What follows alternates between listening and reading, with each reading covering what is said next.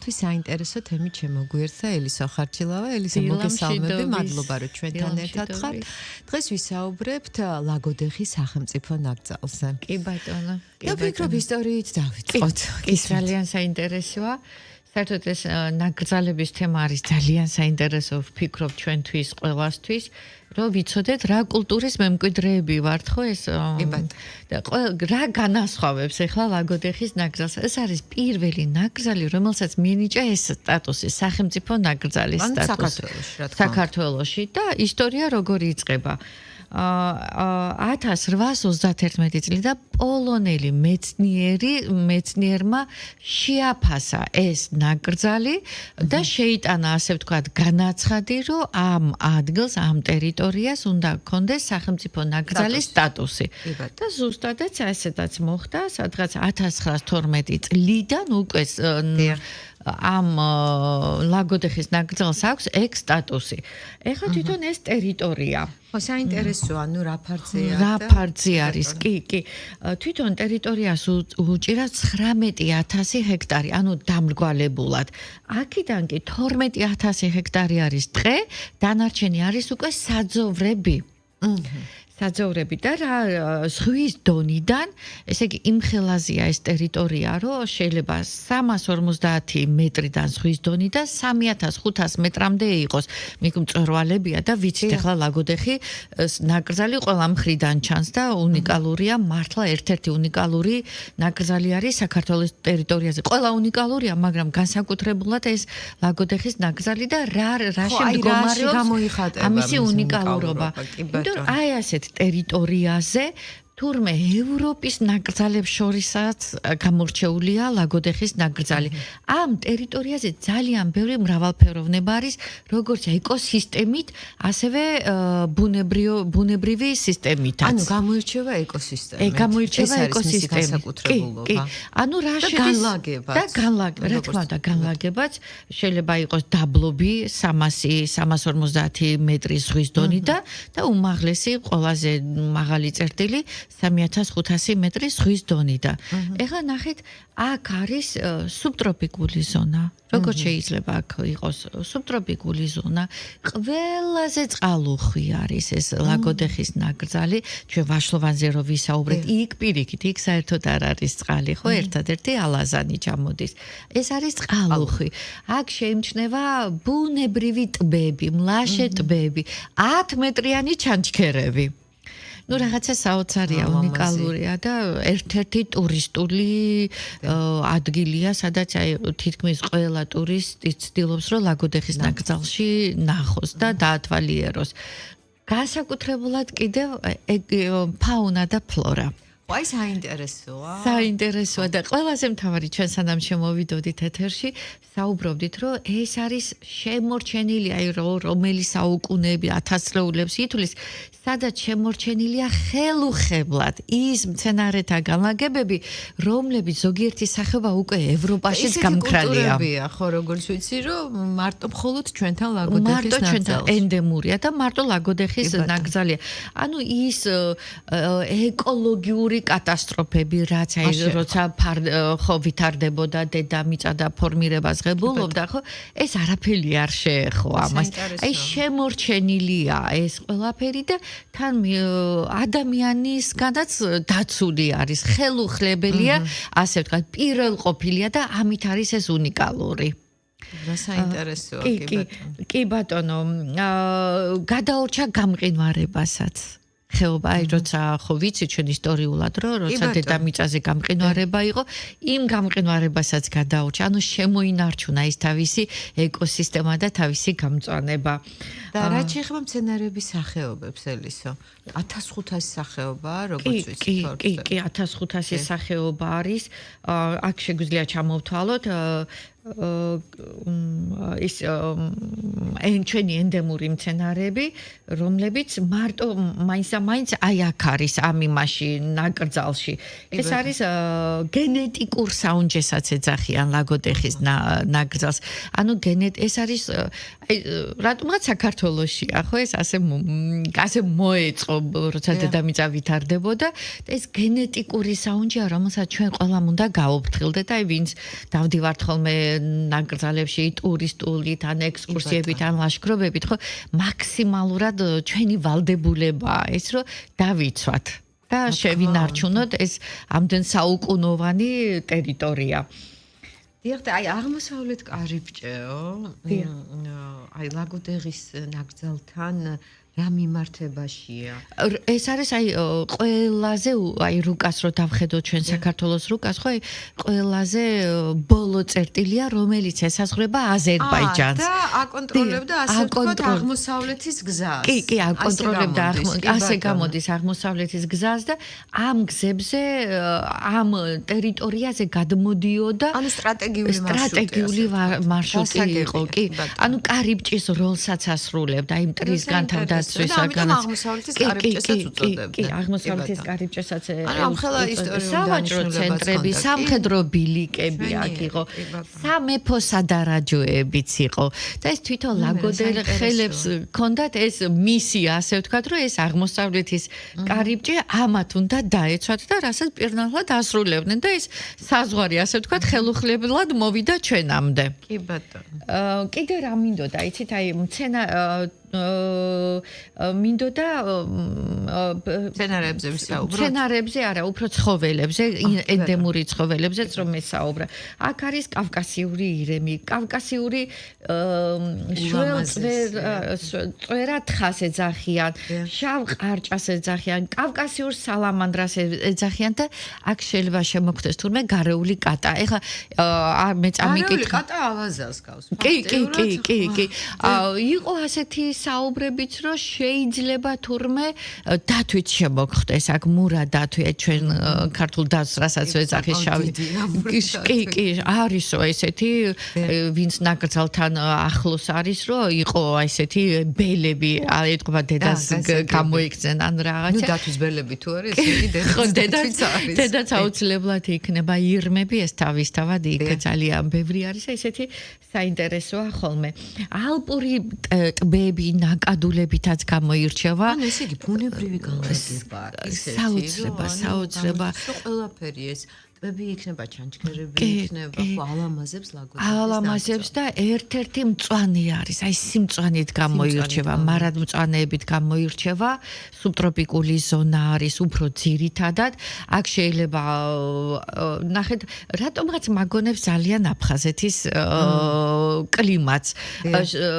მართლაც ისეთი მცენარეები შეგხვდებათ აქ ლაგოდეხში, რაც აი აფხაზეთში იყო, აი პალმების მრავალსახეობა არის, აი კახეთში და აღმოსავლეთში ვიცით, რომ პალმები არის ძალიან იშვიათი სახეობა, რომელიც აქ ლაგოდეხში თავისუფლად მარტივად არის.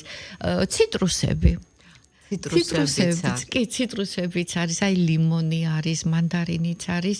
და აი რაღაცა ისე მე თვითონ ძალიან მიყვარს ეს ლაგოდეხი და ყოველთვის ვცდილობ რომ ლაგოდეხში მოვხვდე და ხშირად ვიყო ხოლმე იქ აი ესე ვთქვათ აი ლანდშაფტურებითაც ხშირად მყოლია ჩემი სტუდენტები და საინტერესოა პროფესიულია ხო აი მთათა სისტემაში რაღაცა ვაკე ადგილას არის შესაძლებელი რომ მთაც კონდეს ტბაც კონდეს ზამთარიც ერთდროულად ნახო და ზაფხულიც და გაზაფხულიც ნახო მართლა უნიკალური არაშემაწუხებელია აქ მინუსი ასე ვთქვათ -3-ზე მეტი არასდროს არ არის ხო აი უფრო დაბლობში სადაც უფრო ადამიანები არიან და ზაფხულშიც არ არის შემაწუხებელი როცა შეიძლება +40 გრადუსი იყოს თბილისში და თვითონ ზოგადად კახეთში იქ შეიძლება იყოს აი +25-26 აი სუბტროპიკული აბსოლუტურად სუბტროპიკულია და ყველაზე მეტად კიდევ რაც სასიამოვნო არის ჩემთვის და ისევ აფხაზეთს მაგონებს წვიმიანია წვიმიანია უხვია ეს წვიმის სეზონები არის ძალიან ლამაზი და იქ როგორც მთათა სისტემას ჩვევია ერთ წუთს რო წვიმს და მეორე წუთს რო უკვე რო გადაიღებს რაღაცა მზე არის აი ზუსტად აი ესეთი რა ახასიათებს ლაგოდეხს თვითონ და თვითონ ლაგოდეხის ნაკრძალის ამ უნიკალურობებით გამოირჩევა. ელისო და აი თქვენ ახსენეთ თავიდანვე რომ რაც შეეხება ლაგოდეხის ნაკრძალს ან ეს სტატუსი ეს ის ნაკრძალია რომელსაც პირველად მიენიჭა მას მიენიჭა სახელმწიფო სტატუსი.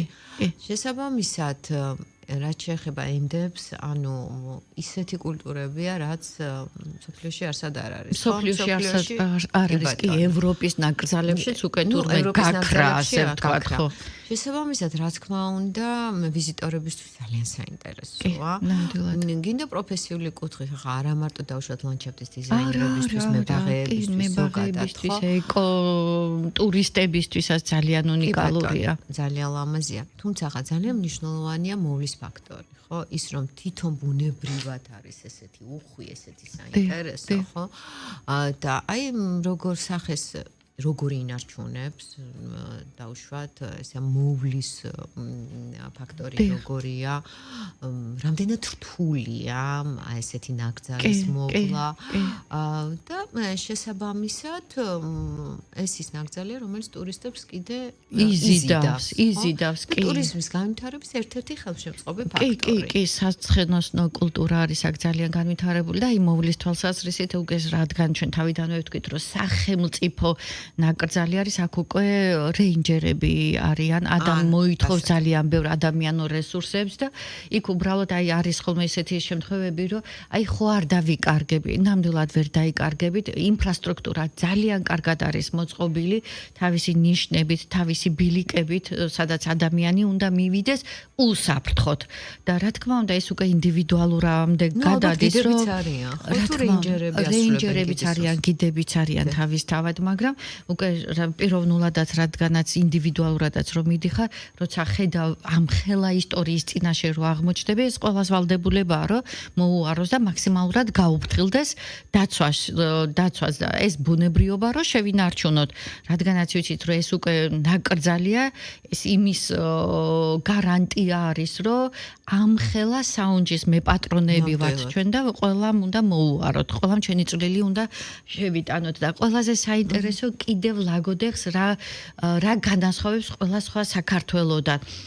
ის ჩვენ ისედაც ძალიან სტუმართ მოყვარეები ვართ და რატომღაც ლაგოდეხში არის აი თლიანად პატარა საქართველოში პატარა საქართველო თავმოყრილი აქ ცხოვრობენ როგორც იმერლები როგორც რაჭველები მეგრული გვარებიც ძალიან ხშირად ხდება აზერები დაღესტნელებიც არიან აქ რომლებიც აი ერთობლიობად აი მინიმალურამდეა ეს ეთნოკონფლიქტები დაყვანილი და თვითონ ლაგოდეხელებიც ასე საუბრობენ კი საქართველოში ვართ მაგრამ საქართველოში პატარა საქართველოა აი თითქმის ყველა კუთხიდან საქართველოს ყველა კუთხიდან აქ არის დასახლებული, რომლებიც აი ესე და ისევ თავიანთ მისიას ასრულებენ. აღმოსავლეთის კარიბჭეა და ყველა ასე ვთქვათ, იცავს ამ ტერიტორიას. კი ბატონო. ელისო და აი ნუ თქვენ ძალიან ბევრ ქვეყანაში ხართ ნამყოფი შესაბამისად, არ ვიცი ხა ნაკრძალებში ხართ თუ არა, უცხოეთში, თუმცა აი ანალოგი არ მოიძებნება, ხო? ანალოგი ნამდვილად არ მოიძებნება. ჯერ მრავალფეროვნებით და როგორც თავიდან ვისაუბრეთ, ეს არის ხელუხლებელი. დიახ, ეს არის მთელი ხიბლი. მთელი ხიბლი, აი ველური სილამაზე, რომელიც აი ყალიბდებოდა საუკუნეების განმავლობაში და აი ეს ჩამოყალიბებული ეხლაც ყალიბდება, ჩვენ ვიცით, რომ მთები იზრდება, ეს როცა გავიგე, მართლა გამიკვირდა, ისევ ჩამოყალიბებას გადის და ამ ჩამოყალიბების პერიოდში კიდევ 1000 წლების შემდეგ როგორ იქნება, ეს ჩვენ არ ვიცით, მაგრამ ჩვენი ვალდებულება ის არის, რომ აი მაქსიმალურად ხელი შეუწყოთ, მოუაროთ და შევინარჩუნოთ ეს უნიკალურობა. აი რამდენი დღე ჭირდება ადამიანს ლაგოდეხის ნაკრძალი რომ დაათვალიეროს? მაიხლა მაქსიმუმ ხო ნუ ალბათ ეს ინდივიდუალურია ხო უნდა ფიზიკურად რა შესაძლებლობებია ხო ფიზიკურად ალბათ რამდენიმე დღე მაინც ერთ დღეში ხო ვერ ამოწურა კი იმიტომ რომ აქ არის წყალუხვი და ეს ჩანჩქერები 10 მეტრიანი ჩანჩქერების ნახვა ვფიქრობ რომ საინტერესოა ტბები არის მლაშე ტბები არის რომელიც აუცილებლად სანახავია და ეს ყველაფერი ერთ ადგილას ხო არ არის როგორც ვისაუბრეთ 19 ჰექტარზეა მთლიანად ეს ნაკრძალი და ერთი აი ჩვენ წინა მე ადრე რამოდენიმე დღის წინ ვიყავი ვაშლოვანის ნაკრძალში, ხო? იქ ჩვენმა გიდმა გითხრა, რომ აი მაქსიმუმ როცა ვაშლოვანის ნაკრძალში მოვდივარო, მაქსიმუმ 2 დღე არისო საჭირო და ვფიქრობ, რომ ლაგოდეხშიც აი 1 დღე რომ წახვიდე ძალიან ცოტას ნახავ, იმდენს ვერ ნახავ. აი მაქსიმალურად 2-3 დღე ვფიქრობ, რომ აი ძალიან საინტერესო იქნება. აი თქვენ აღნიშნეთ, რომ მურა დათვით შეინიშნება. კი. და აი დავუშვათ გარეულ ცხოველთან შეხვედრის საშიშროება ძალიან დიდი არის, კი, რა თქმა უნდა, მაგრამ ეს ისევ და ისევ რეინჯერების მეთვალყურეობის ქვეშ ხდება.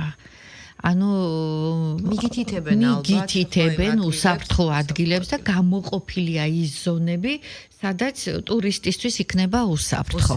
და შესაძლებელია თუ არა დარჩენა. არის იქში კი ბუნგალოები არის, პატარა კოტეჯები არის, თავისუფლად შეიძლება იქ ინფრასტრუქტურა ძალიან კარგად არის მოწყობილი, თვითონ სანამ ნაკრძალამდე შეხვალ არის სასტუმროების ქსელიც, ასე ვთქვათ, გაკეთებული, თავისუფლად შეიძლება იქ დარჩენა, დაგეგმვა, რომ ესე მოიარო და დაათვალიერო ძალიან კარგად ეს ლაგოდეხის ნაკრძალი. კი ბატონო და ისი ამოვნო. ნუ ყველაზე საუკეთესო ვარიანტი ახლა რა თქმა უნდა რომ ეწვიო ლაგოდეხის ნაკრძალს ადრიანი გაზაფხული, ზაფხული და შემოდგომა.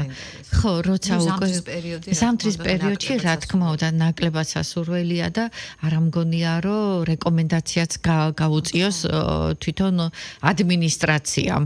ყველგან არის ეს რუკები, მინიშნებები, აი რო გინდოდეს მაინც ვერ დაიკარგები. ძალიან კარგად არის ეს ყველაფერი მოწყობილი და უნდა მიყვე ამ ინსტრუქციას, რაზედაც წინასწარ ჩაგიტარებენ ლექციას, ასე ვთქვათ, მიმოხილვას. კი ბატონო და ძალიან ბევრი უცხოელი ვიზიტორი ყავს. უცხოელი ვიზიტორიც არის და როგორც საუბრებიდან გამოვარკვიე, ძალიან ბევრი არის საქართველოს და თვითონ ქართველების და არ აქვს მნიშვნელობა ქართველები იქნება თუ სხვა ეროვნების მცხოვრებლებისთვის ერთ-ერთი სავიზიტო ბარათი გახდა. მე ვიცი რომ კი, აი სკოლის მოსწავლეებისთვისაც, აი ძალიან ხშირად ტარდება სკოლის ექსკურსიებიც, რომლებიც აი ყველანაირად ცდილობენ რომ მოსწავლე ახალგაზრდებისთვის იყოს უსაფრთხო და დაინტერესებას ძალიან კარგი არის, ძალიან ბევრი არის. აი რაც მისასალმებელია. ადრე თუ იყო საშიში ადგილები და ტერიტორიები და თავს ვიკავებდით, ეხლა უკვე არის აი უსაფრთხო. რაც ტურიზმისთვის არის ყველაზე მნიშვნელოვანი. კი ბატონო და ნუ რაც შეეხება ლაგოდეხის ნაკრძალს, კიდევ ერთხელ აღვნიშნოთ, რომ ეს არის ჩვენი ქვეყნის ერთ-ერთი განძი, მას უნდა გაფრთხილება და ვიამაყოთ რა თქმა უნდა და ნუ ვინც არ არის ნამყოფი თქვენი რეკომენდაცია იქნება, რა თქმა უნდა, აუცილებლად დაიგეგმოს, დაიგეგმოს ამას და როგორც თქვენ აღნიშნეთ, უფრო ალბათ გაზაფხულზე ან შემოდგომაზე, ხო, საუკეთესო პერიოდი. კი, ძალიან დიდი ყურადღება იქცევა, ნუ ესე იგი რადგან ნაკრძალია, ეს უკვე ინფრასტრუქტურას მოწყობასაც გულისხმობს და თვითონ ლაგოდეხშიც ძალიან დიდი სამუშაოები ტარდება ამ კუთხით. რომ ადამიანმა, ტურისტმა იქ თავი უსაფრთხოდ, კარგად და კომფორტულად იგრძნოს თავი. კი. კარგი, ძალიან დიდი მადლობა ესეთი საინტერესო საუბრისთვის. ელისო ხარჩილავა იყო ჩვენთან ერთად, გადაცემით მწვანე-რჩევები, ჩვენ ვისაუბრეთ ლაგოდეხის სახელმწიფო ნაკრძალზე. რადიო იმედის დილის არხი აგრძელებს მაუწყებლობას, მალე დაგიბრუნდებით.